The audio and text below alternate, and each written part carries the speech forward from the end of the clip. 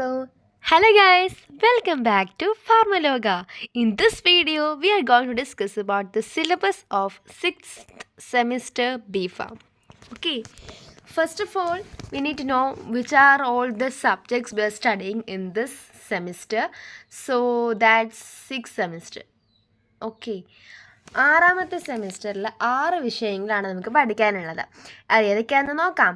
Medicinal chemistry, pharmacology, herbal drug technology, biopharmaceutics and pharmacokinetics, pharmaceutical biotechnology, pharmaceutical quality assurance. ഈ 6 വിഷയങ്ങളിൽ practicals ഉള്ളത് വെറും 3 വിഷയങ്ങൾക്ക് മാത്രമാണ്. സോ ഇത്രയും സെമിസ്റ്ററിൽ നമ്മൾ പഠിച്ച ആ മെഡിസിനൽ കെമിസ്ട്രിയുടെ ലാസ്റ്റ് പാർട്ട്, അതായത് 3ാമത്തെ പാർട്ടാണ് ഈ ഒരു സെമിസ്റ്ററിൽ നോക്കുന്നത്. അതുപോലെ തന്നെ ഫാർമക്കോളജി 1 പഠിച്ചു, 2 പഠിച്ചു, ഇനി 3 ദ ലാസ്റ്റ് സെക്ഷനാണ് ഈ സെമിസ്റ്ററിൽ. അതേസമയം പുതിയ സബ്ജക്ട്സ് ഇതിൽ വരുന്നുണ്ട്. ശ്രദ്ധിച്ചേ, ഹെർബൽ ഡ്രഗ് ടെക്നോളജി, അതുപോലെ ബയോഫാർമസ്യൂട്ടിക്സ് ആൻഡ് ഫാർമക്കോകൈനറ്റിക്സ്, ആ ഒരു സ്യൂട്ടിക്സിൻ്റെ ഒരു പാർട്ടാണ് ഈ സംഭവം. അതുപോലെ ഫാർമക്കോഗ്നോസിയുടെ ഒരു പാർട്ടാണ് ഹെർബൽ ഡ്രഗ് ടെക്നോളജി എന്ന് പറയുന്നത്. പിന്നെ pharmaceutical quality assurance related to the lab, നമ്മുടെ ഈ ഒരു GMP റെക്കോർഡ്, മാനുഫാക്ചറിങ് ഏരിയാസൊക്കെ. ഫാർമസ്യൂട്ടിക്കൽ ബയോടെക്നോളജിയിൽ വാക്സിൻസ്, ബാക്ടീരിയ, അങ്ങനെയുള്ള RDNA ടെക്നോളജിയും കാര്യങ്ങളൊക്കെ ആണ്. സോ ഇതൊക്കെയാണ് നമ്മൾ 6ാമത്തെ സെമിസ്റ്ററിൽ മെയിനായിട്ട് പഠിക്കുന്നത്. പോവാം. First subject is the medicinal chemistry. So പ്രത്യേകിച്ച് പറയേണ്ടതില്ലല്ലോ, മെഡിസിനൽ കെമിസ്ട്രി 1ഉം 2ഉം പഠിച്ചവർക്ക് medicinal chemistry 3 is also simple. Antibiotics, prodrugs, anti malarials, anti tubercular agents, anti viral agents, anti fungal agents, anti protozoal agents, anthelmintics, sulfonamides and sulfones, introduction to drug design, combinatorial chemistry. Medicinal chemistry. This subject is designed to impart fundamental knowledge on the structure, chemistry, and therapeutic value of drugs. This subject emphasizes on modern techniques of rational drug design like quantitative structure-activity relationship, QSAR, prodrug concept, combinatorial chemistry, and computer-aided drug design. The subject also emphasizes on the chemistry, mechanism of action, metabolism, adverse effects, structure-activity relationship, therapeutic uses, and synthesis of important drugs. So unit 1 നമ്മൾ പഠിക്കുന്നത് antibiotics ആണ്. ഇതിൻ്റെ കുറേ സ്ട്രക്ചറും ഇതിൻ്റെ അകത്ത് കുറേ synthesis നമുക്ക് പഠിക്കാനുണ്ട്. അക്സ് വെരി വെരി ഇമ്പോർട്ടൻ്റ് ആണ് ഈ ആൻറ്റിബയോട്ടിക്സിൻ്റെ. യൂണിറ്റ് 1ലും ഉണ്ട്, യൂണിറ്റ് 2ലും ഉണ്ട്. പിന്നെ പ്രോഡ്രഗ്സ്, ആൻറ്റി മലേറിയൽ, പിന്നെ അങ്ങനെ ഓരോരോ ഡിസീസസിന് നമ്മൾ ഏതൊക്കെ ഡ്രഗ്സാണ് കൊടുക്കുന്നത് എന്നുള്ളതാണ് ഫർദർ നമ്മൾ ഡിസ്കസ് ചെയ്യുന്നത്.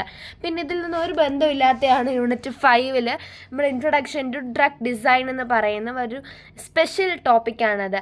Hammers electronic parameter, Taft's steric parameter, ഹാൻഡ്സ് അനാലിസിസ്, ഫാർമക്കോഫോർ മോഡലിംഗ് എന്നൊക്കെ പറഞ്ഞിട്ടുള്ള ഒരു ടോപ്പിക്സ് ആണ്. കോമ്പിനറ്റോറിയൽ കെമിസ്ട്രി എന്ന് പറഞ്ഞിട്ട് നമ്മൾ അവിടെ അതിൻ്റെ ആപ്ലിക്കേഷൻസും കൺസെപ്റ്റും solid phase and solution phase സിന്തസിസും പഠിക്കുന്നുണ്ട്. സോ മെഡിസിനൽ കെമിസ്ട്രി മുമ്പത്തെ പോലെ തന്നെ ഇവിടെയും ലാബ് നമ്മൾ പ്രാക്ടിക്കൽസ് നോക്കുകയാണെങ്കിൽ പ്രിപ്പറേഷനും അസൈമാണ് മെയിൻലി ചെയ്യുന്നത്. So recommended books is like Foye's principle of medicinal chemistry, then നമ്മുടെ സെം ടെക്സ്റ്റ് ബുക്സ് ഉണ്ട്, then Indian pharmacopoeia, Remington's pharmaceutical sciences, Burger's medicinal chemistry ഒക്കെ ഉണ്ട്. ഓക്കെ, സോ ഇതാണ് മെഡിസിനൽ കെമിസ്ട്രിയെ പറ്റി പറയാനുള്ളത്. അടുത്ത വിഷയമാണ് ഫാർമക്കോളജി. ഫാർമക്കോളജിയും 3rd സെക്ഷനാണ്. നമ്മൾ 1ഉം 2ഉം ഒക്കെ പഠിച്ച് പത്മജ ഉദയകുമാറിൻ്റെ ടെക്സ്റ്റ് ബുക്ക് ഏകദേശം തീരാറാവും നമ്മൾ ഈ ഒരു ഫാർമക്കോളജി 3ലെ ടോപ്പിക്സും കൂടെ പഠിച്ചു കഴിയുമ്പം. സോ ഇവിടെ എന്താണെന്ന് വെച്ചാൽ റെസ്പിറേറ്ററി സിസ്റ്റം, അപ്പം ഏകദേശം ഐഡിയ കിട്ടുമല്ലോ. ബ്രോങ്കോ ഡയലേറ്റേഴ്സ്, ആസ്മക്ക് കൊടുക്കുന്ന ഡ്രഗ്സ്, ആൻറ്റി ടസീവ്സ്, എക്സ്പെക്ടോറൻസ് ഒക്കെ പഠിക്കും. പിന്നെ GIT, ഗ്യാസ്ട്രോ ഇൻഡസ്ട്രിയൽ ട്രാക്റ്റിൽ, അവിടെ നമ്മൾ കൊടുക്കുന്നത് എന്തൊക്കെയായിരിക്കും? ആൻറ്റി അൾസർ ഏജൻസ് അല്ലേ, ഡൈജസ്റ്റൻസ്, കാർമിനേറ്റീവ്സ്, എമെറ്റിക്സ്, പിന്നെ drugs for diarrhoea, drugs for constipation ഒക്കെ. ഇനി gene therapy, chemotherapy, immuno pharmacology എന്ന ടോപ്പിക്സാണ്. നമ്മൾ anti tubercular agents, anti fungal agents, anti viral agents, അങ്ങനെ മെഡിസിനൽ കെമിസ്ട്രിയിൽ സ്ട്രക്ചേഴ്സ് ആയിരുന്നു പഠിച്ചു തന്നത്. അതിൻ്റെ ഇവിടെ നമ്മൾ ഫാർമക്കോളജിയിൽ നമ്മൾ അതിൻ്റെ അഡ്വേഴ്സ് ഡ്രഗ് റിയാക്ഷൻസ് പഠിക്കും. അത് ഏത് ഏരിയയിൽ ബോഡിയിൽ ആക്ട് ചെയ്തതിൻ്റെ മെറ്റബോളിസം എങ്ങനെയാണ്, അങ്ങനെയുള്ള കാര്യങ്ങളാണ് ഈ സബ്ജക്റ്റിൽ നമ്മൾ പഠിക്കുന്നത്. സോ പെനിസിലിനാണ് ഇവിടുത്തെ മെയിൻ താരം. കാരണം നമ്മൾ മെഡിസിനൽ കെമിസ്ട്രിയിലും പെനിസിലിൻ്റെ സ്ട്രക്ചറും അതിൻ്റെ എല്ലാ കാര്യങ്ങളും പഠിക്കുന്നുണ്ട്. ഫാർമക്കോളജിയിൽ വരുമ്പോൾ നമ്മൾ ഇങ്ങനെയുള്ള കാര്യങ്ങൾ, അതായത് ADME absorption, distribution, metabolism, excretion, അങ്ങനെ കൈനറ്റിക്സ് നമ്മൾ പഠിക്കുന്നുണ്ട്. സോ ഫാർമക്കോളജിയിൽ ഇവിടെയും പ്രാക്ടിക്കലുണ്ട്.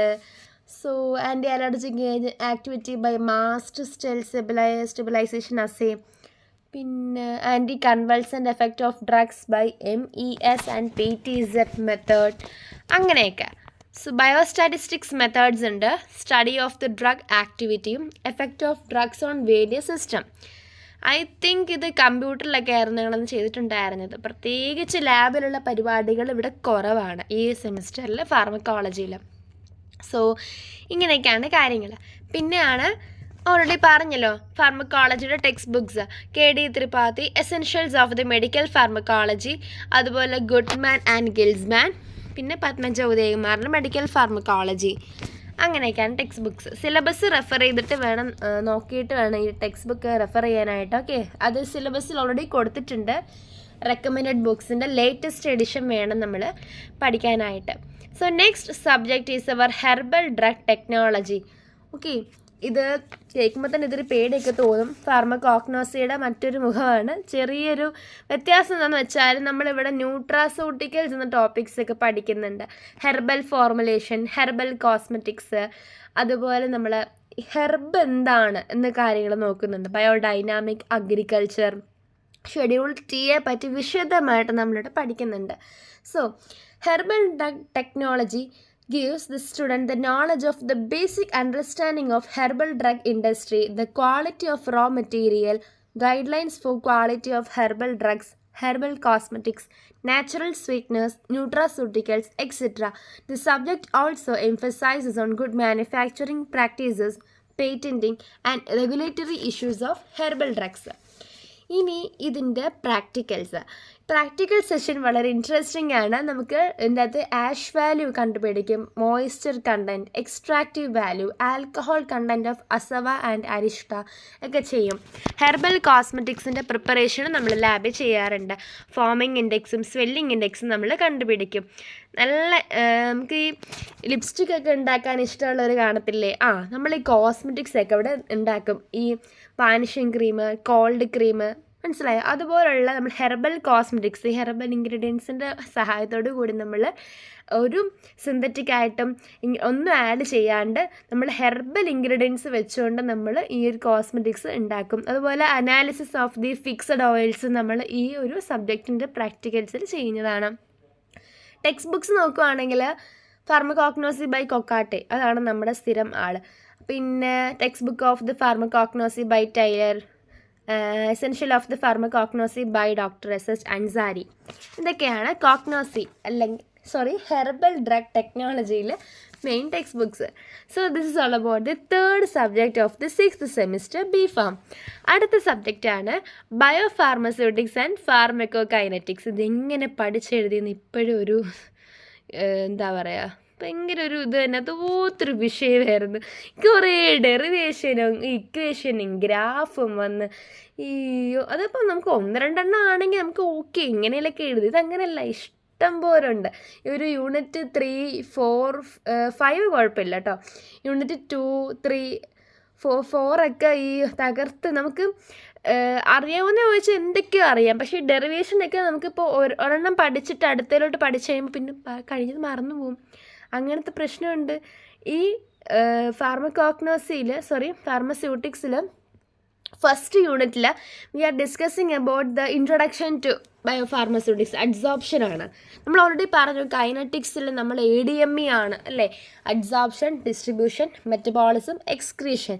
അങ്ങനെ ഇതാണ് യൂണിറ്റ്സ്. അതായത് ഫസ്റ്റ് യൂണിറ്റിൽ അഡ്സോപ്ഷൻ ആയിരിക്കും, സെക്കൻഡ് യൂണിറ്റിൽ bio transformation, phase 1 phase 2 reactions നമ്മൾ ഡിസ്കസ് ചെയ്യും. പിന്നെ ഡ്രഗിൻ്റെ elimination, bio availability and bio equivalence. Unit 3 pharmaco kinetics ആണ് യൂണിറ്റ് 3.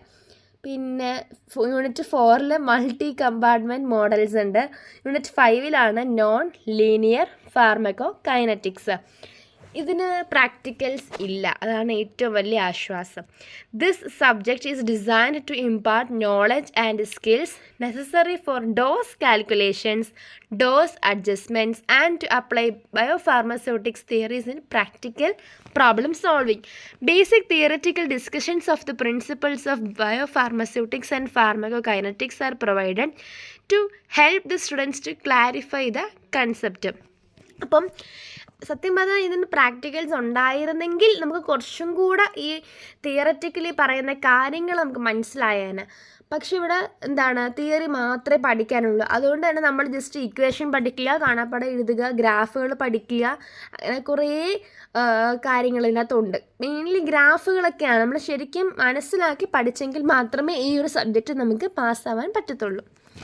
സോ നെക്സ്റ്റ് സബ്ജക്റ്റിലോട്ട് പോകുന്നതിന് മുമ്പ് ഇത് കണ്ടോ, ഒരു എക്സാമ്പിളാണ് കൊടുത്തിരിക്കുന്നത്. കൈനറ്റിക്സ് ഓഫ് പ്രോട്ടീൻ ബൈൻഡിങ്ങിൽ ആ ഒരു ഗ്രാഫിക്കൽ ഇക്വേഷൻ കണ്ടോ, ഗ്രാഫിക്കൽ റെപ്രസെൻറ്റേഷനും ടെക്സ്റ്റ് ബുക്സ് ഈ ലെഫ്റ്റ് സൈഡിൽ താഴെ കൊടുത്തിരിക്കുന്നുണ്ടോ. ആരാണ്? ബ്രഹ്മാങ്കർ ടെക്സ്റ്റ് ബുക്കാണ് ഓൺലൈനിൽ ഓർഡർ ചെയ്ത് വരുത്തിയത്. അത് വെച്ചിട്ടാണ് ഞങ്ങളിതെല്ലാം പഠിച്ചത്. ഈ ഒരു സബ്ജക്റ്റ് ഫുള്ള് ഞങ്ങൾ അങ്ങനെയായിരുന്നു പഠിച്ചിരുന്നത്. Biopharmaceutics and pharmacokinetics, a treatise by D.M. Brahmankar and Sunil B. Jaiswal, Vallabh Prakashan, Pitampura, Delhi. ഈ ഒരു ടെക്സ്റ്റ് ബുക്കാണ് നമ്മൾ സിലബസിൽ കൊടുത്തിട്ടുണ്ട്. അപ്പോൾ അത് നോക്കിയിട്ട് ഈ ടെക്സ്റ്റ് ബുക്ക് പ്രകാരമായിരുന്നു ഞങ്ങൾ ഈ ഒരു ബയോഫാർമസ്യൂട്ടിക്സിൻ്റെ സബ്ജക്റ്റ് പഠിച്ചിരുന്നത്. സോ നെക്സ്റ്റ് നമുക്ക് 5ാമത്തെ സബ്ജക്റ്റിലോട്ട് പോകാം. That is pharmaceutical biotechnology. Pharmaceutical ബയോടെക്നോളജിയിൽ നമ്മൾ പഠിക്കുന്നത് enzyme, biosensors, immunity, PCR, mutation, കണ്ടോ, recombinant DNA technology, protein engineering ഒക്കെയാണ്. Biotechnology has a long promise to revolutionise the biological sciences and technology. Scientific application of biotechnology in the field of genetic engineering, medicine and fermentation technology makes this subject interesting. It is basically A research based subject. നമ്മളിവിടെ lipase, Proteas, amylase അത്തരത്തിലുള്ള ഈ എൻസൈംസിൻ്റെ production എങ്ങനെയാണെന്നും നമ്മൾ ഇതിനകത്ത് mainly ഡയഗ്രാംസും കാര്യങ്ങളൊക്കെ ഉണ്ട്, flow charts പോലെ ചെറുതായിട്ട്. എങ്ങനെ പഠിച്ചോ എന്തോ ഇതൊക്കെ. ടൈപ്സ് ഓഫ് ഇമ്മ്യൂണിറ്റി ഉണ്ട്, ഹ്യൂമറൽ ഇമ്മ്യൂണിറ്റി, സെല്ലുലാർ ഇമ്മ്യൂണിറ്റി, അതുപോലെ structure and function of MHC, ELISA, western blotting, southern blotting, mutation, vitamin B12 production, blood products, storage of the human blood, അങ്ങനെ കുറേ കാര്യങ്ങൾ നമ്മൾ, അതായത് പ്യൂർലി ഒരു ബയോടെക്നോളജി ബേസ്ഡ് സബ്ജക്റ്റാണ് ഇവിടെ. പിന്നെ നമ്മൾ ഫാർമസിയായിട്ട് റിലേറ്റ് ചെയ്യുമ്പോൾ അത്തരത്തിലുള്ള കാര്യം, ഇപ്പോൾ ജനറ്റിക് എഞ്ചിനീയറിംഗ് എന്താണ്, പ്രോട്ടീൻ എഞ്ചിനീയറിംഗ് എന്താണ്, അങ്ങനെ ഇപ്പോൾ ഇൻസുലിൻ ഹോർമോണിൻ്റെ പ്രിപ്പറേഷൻ, നമ്മളത് എങ്ങനെയാണ് ബയോടെക്നോളജിയുമായിട്ട് കണക്ട് ചെയ്യാൻ പറ്റുന്നത് നോക്കും. അങ്ങനെയാണ് ഈ സബ്ജക്റ്റിൽ മെയിനായിട്ട് നമ്മളത് നല്ലോണം, ആക്ച്വലി ഒരു ഈസി സബ്ജക്റ്റാണ്. ഓക്കെ, നമുക്ക് പെട്ടെന്ന് പാസ്സാകാൻ പറ്റും, നല്ലൊരു പെട്ടെന്ന് പഠിക്കാൻ പറ്റും, നമുക്ക് പാസ്സാവാനും പറ്റും. ഓക്കെ, നല്ലൊരു സബ്ജക്റ്റാണ് ഫാർമസ്യൂട്ടിക്കൽ ബയോടെക്നോളജി. നമ്മൾ മുമ്പ് പഠിച്ചതിന് ചെറിയൊരു ബന്ധമൊക്കെ കാണും. ഓൾറെഡി അറിയാവുന്ന ഒരു നോളജ് ഉണ്ടല്ലോ വാക്സിൻസിനെ പറ്റിയിട്ട്. അതുപോലെ ഈ ഫെർമെൻറ്റേഷനും കാര്യങ്ങളൊക്കെ നമ്മൾ നീറ്റിന് പഠിക്കുന്ന സ്റ്റുഡൻസിനാണെങ്കിലും ഇത് ഇത്തരത്തിൽ ഈ ഒരു ബയോടെക്നോളജി റിലേറ്റഡ് ആയിട്ടുള്ളതുണ്ട്. ഓക്കെ, നമ്മൾ ഓൾറെഡി പറഞ്ഞ ഒരു ടച്ചുള്ള സബ്ജക്ട്സാണ് ഇതൊക്കെ, അല്ലാണ്ട് ഒരു ബന്ധമില്ലാത്ത വിഷയങ്ങളൊന്നും അല്ല. ഓക്കെ, അതുപോലെയാണ് നെക്സ്റ്റ് 6ാമത്തെ സെമിസ്റ്ററിൽ 6ാമത്തെ സബ്ജക്റ്റാണ് ഇനി അടുത്ത് നമ്മൾ പഠിക്കാൻ പോകുന്നത്. That is pharmaceutical quality assurance. പേര് പോലെ തന്നെ ക്വാളിറ്റിയെ അഷ്വർ ചെയ്യുക. Okay, which is related to pharmacy. ഇവിടെ നമ്മൾ GMP എന്ന് പറഞ്ഞു, എന്നാണ് ഗുഡ് മാനുഫാക്ചറിങ് പ്രാക്ടീസ്.